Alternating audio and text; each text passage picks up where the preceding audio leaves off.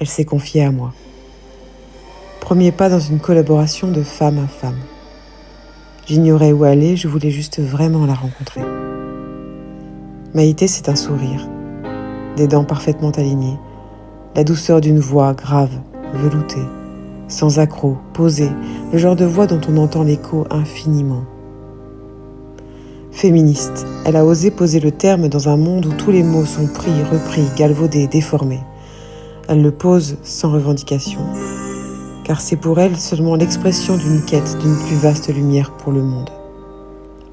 Ouvrir la voie des femmes à être et devenir. Je n'ai senti aucune lutte, aucune violence, aucune vengeance dans son aspiration. Car Maïté est de ces humaines divines qui lâchent l'idée de la guerre pour obtenir.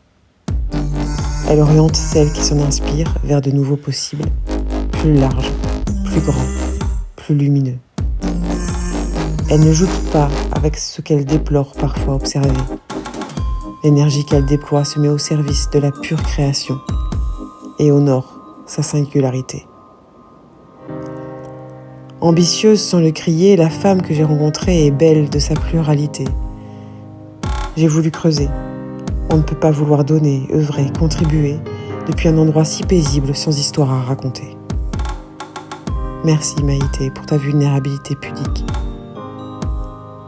Elle me conte une enfance incestueuse, une voix qui se noue, un cœur qui se défend d'aimer. Une adolescence mutique, une famille manquant de ce courage, préférant ménager l'apparente symbiose relationnelle. Elle me parle d'une contorsion de jeunesse, à ne plus savoir si c'était si important d'avoir été touchée par un père qui pourtant l'adorait. Coexistence du pire et du meilleur, comment se relever? Par une décision d'amour, réfléchie, pas un choix qu'on déchire à l'âme pour que ça fasse moins mal. Une décision d'amour pour elle. Quitter le blason de grande sauveuse de la lignée, sortir du système et couper les ponts. Quand elle le nomme, il n'y a plus de colère. Je sens même toute la tendresse qui court encore dans son cœur pour les siens. Mais l'amour qu'elle se porte l'emporte. Elle naît adulte, adulte pour elle, pour l'enfant qu'elle a été. À ce moment-là, puissant ciel est né, et avec ce projet, toute sa puissance de mère, de créatrice illimitée.